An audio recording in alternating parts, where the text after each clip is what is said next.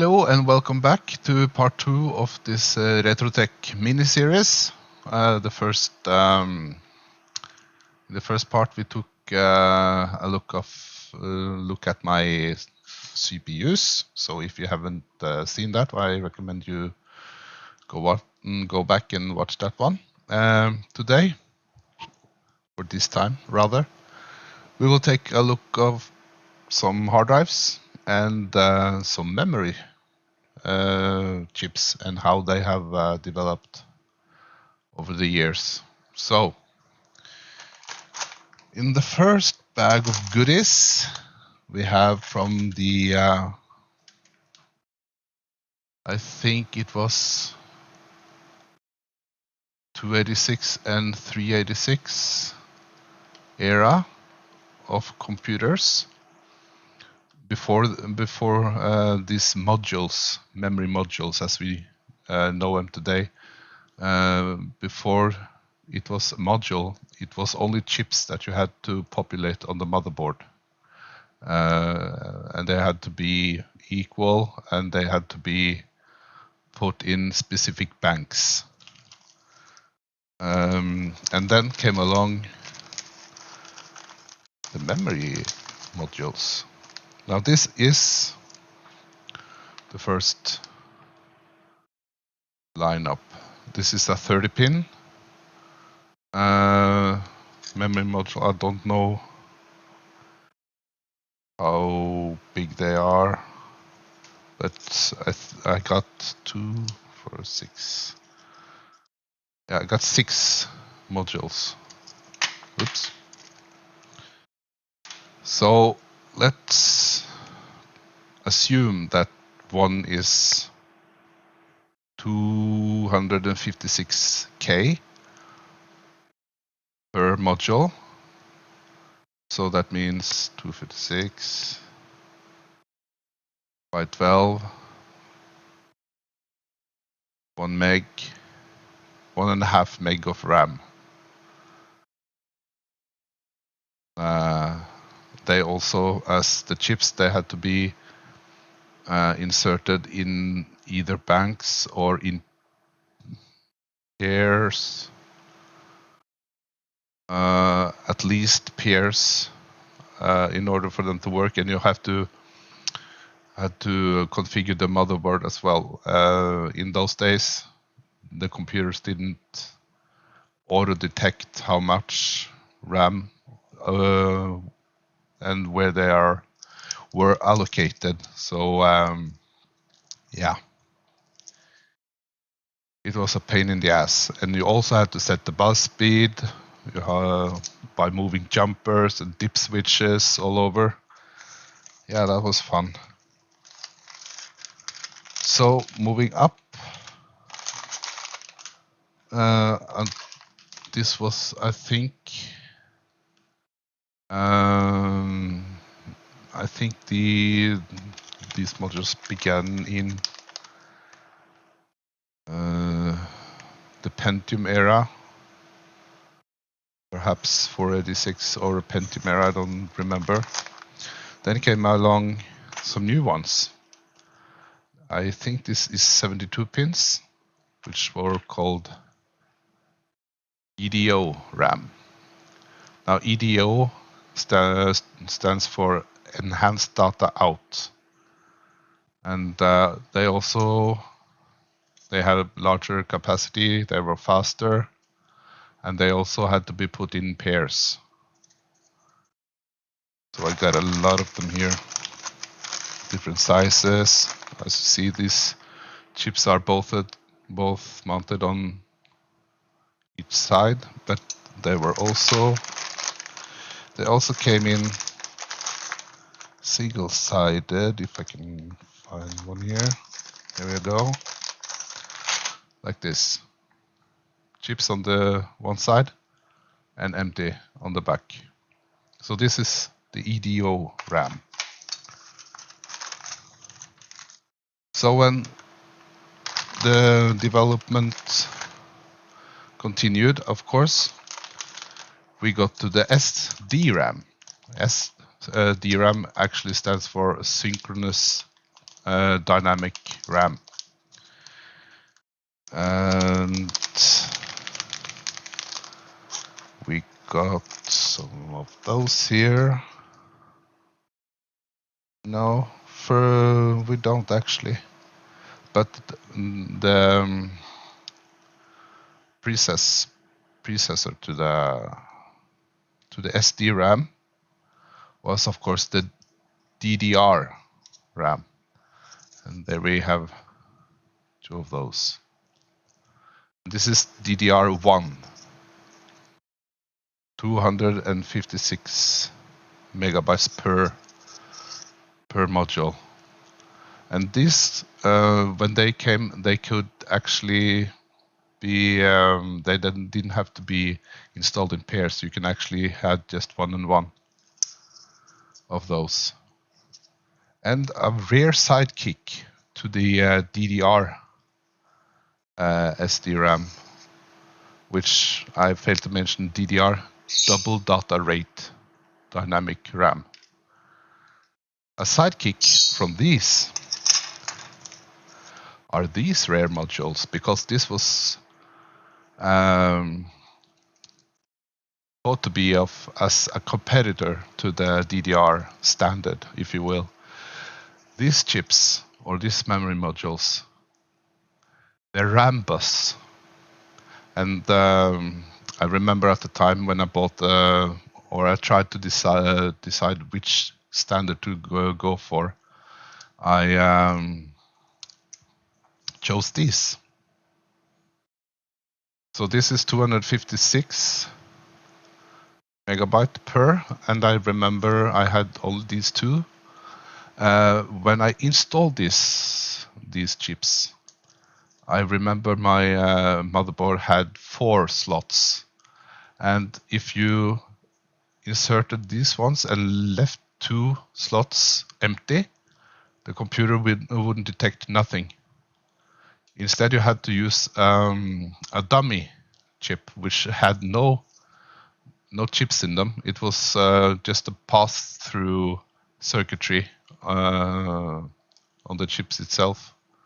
So they didn't do anything other than pass the signals from the pins.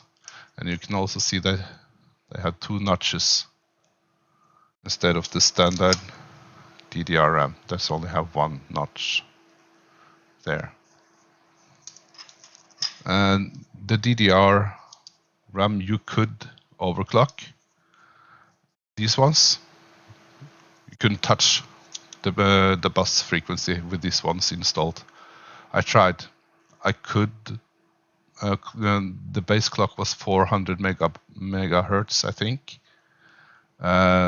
If you touched the bus frequency, we wouldn't boot at all.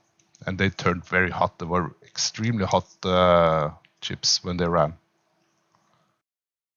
So, rarity. Fun to have. And of course, after that, we got the DDR2 RAM bus. It was very expensive, and it was discarded, I think, because the DDR was cheaper and in many ways better. So the RAM bus standard was discarded, I think.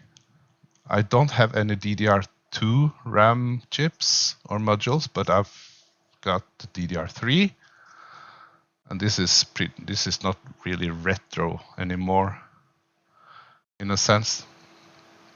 The Corsair Dominator DDR3. I got 2 of those modules. So this utilizes the Intel XMP, and each module is 1 gigabyte, 1.8 gigahertz, with a timing 77720. Runs at 2 volts. And at my current system, which I'm using now, I can actually use these modules, because my computer now, which is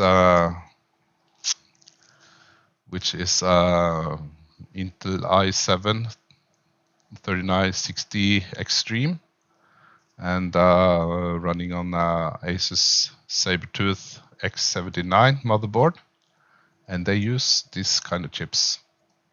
But I swapped them for some faster, and I wanted the quad channel memory configuration. So I have 8 modules installed in my current system. So it runs on quad channels. In total, 32 gigabytes of RAM. And as we all know, after the DR3, the DDR4 came, which is, I guess, the most popular yet. However, the DDR5 memory standard is out for the newest computers. So, and after that, we will have a DDR6 for sure or something. That remains to be seen. But of course, the latest now, of course, is the DDR5 QDIM, which I haven't studied all that closely yet, but it has a very much higher frequency, and it operates on its own clock instead of the clock of the motherboard. So I'm running for QDIM in my next lineup of upgrades. And here we have some laptop memories, SODIMMs. This is DDR 256, and that's the same. This is from Micron, Samsung. This looks like a DDR2 chip.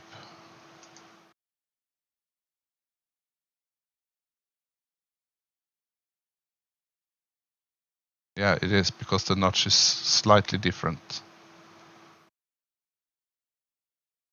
I don't know if you can see, it's hard to tell, but one notch on this one is a bit more further to the side than the other one, so these are not interchangeable. So that is DDR and DDR2 for the laptop, SODIMMs.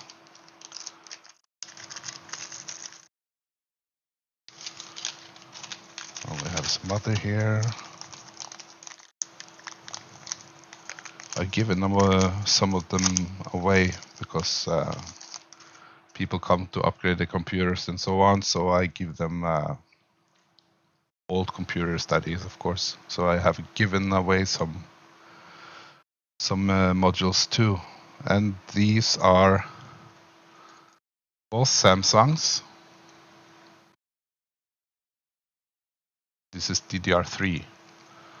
We got 2 times 2 gig chips, so this is 4 gig of RAM. So if you have an old computers, these should still work. I keep them in anti-static bag. I don't know, it's of course no guarantee, but at least doesn't hurt anyone to try if the chance came along. And that was what I have for the memory. And now over to the hard drives. I had a lot of hard drives, and I didn't have any more space, so I had to toss some away, unfortunately, because there were some good hard drives there. I remember particularly one. This was a Maxtor Diamond Max 3. Yeah, that was a good hard drive. Of course, Maxtor was bought up by Western Digital in 2003, 2005, mid 2000s somewhere. So Maxtor didn't survive. I always been a sucker for Western Digital drives myself. So here we have some ordinary disks. Those two, I think, is nearly the same product. Yeah, Western Digital Caviar. This is 250 gigs, and this is 500 gigs disks. SATA.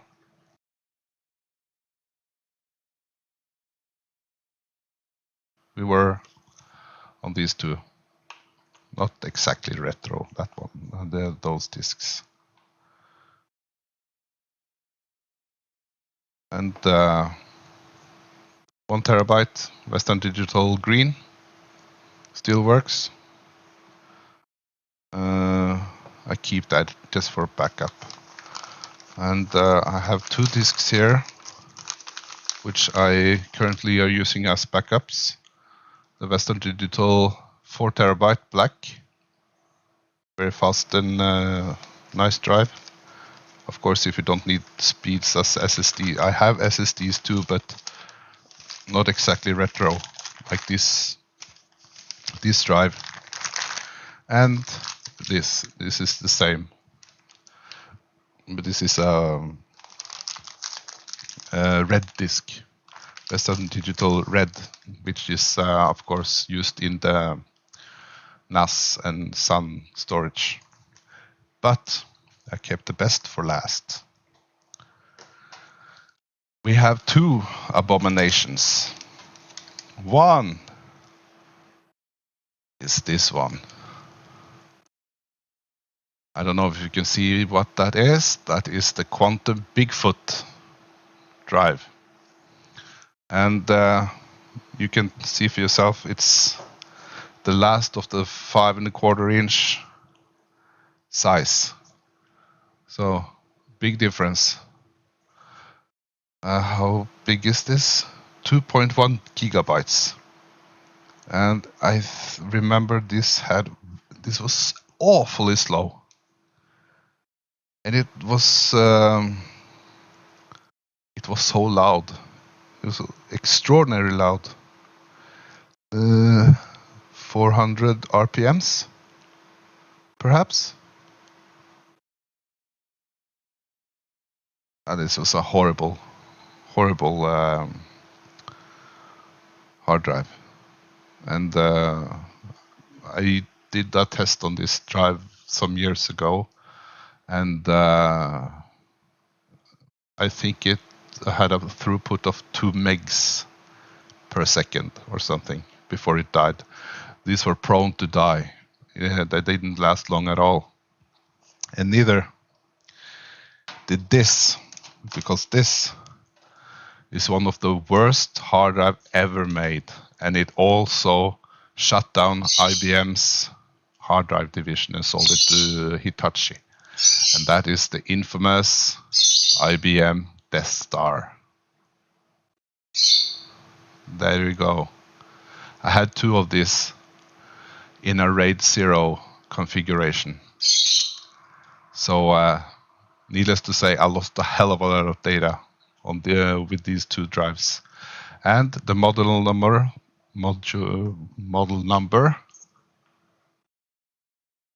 if we can focus. There you go.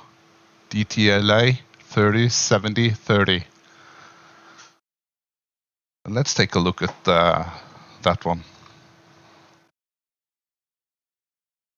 There you go. Of course, on the website here is another module number, but that was because, of course, that was a 76 gigabyte disk, and this was a 30.7 gigabytes.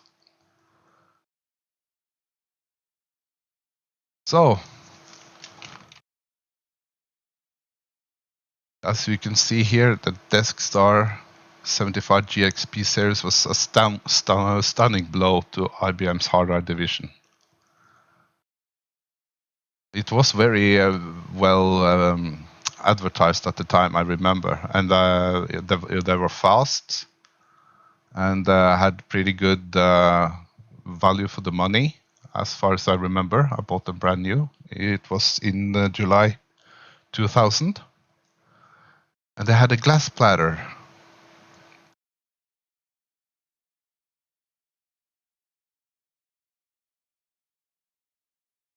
And I think the RPMs of this are 7,200. Of course, the parallel ATA interface. No SATA here. With jumper configurations here that you have to switch between master, slave, or cable select.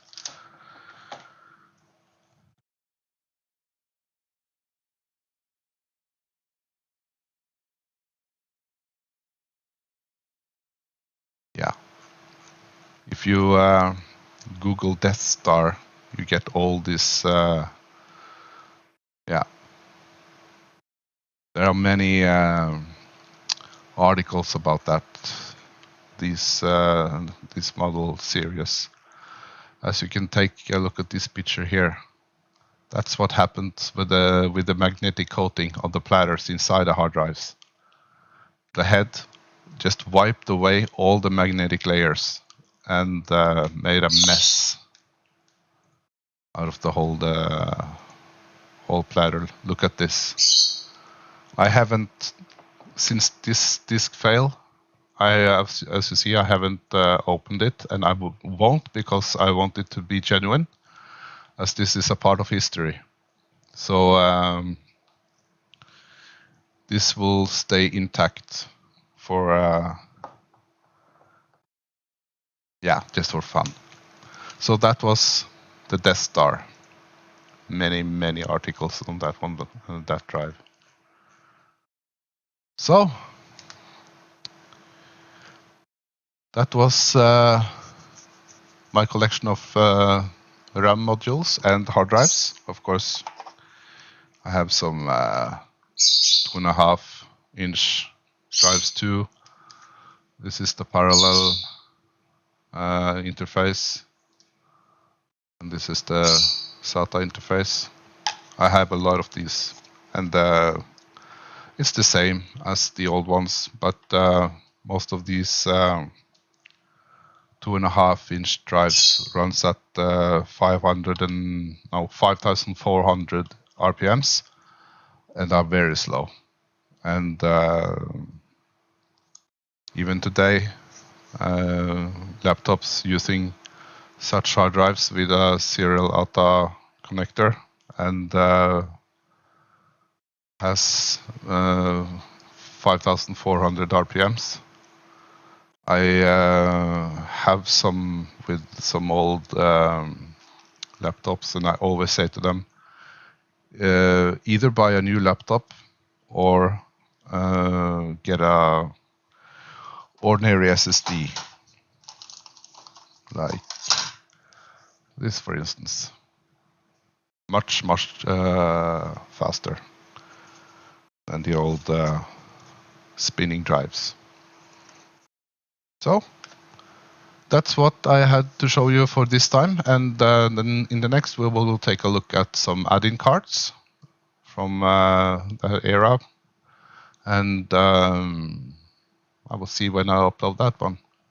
Until then, thank you for watching, and have a great time. Take care meanwhile. Bye-bye.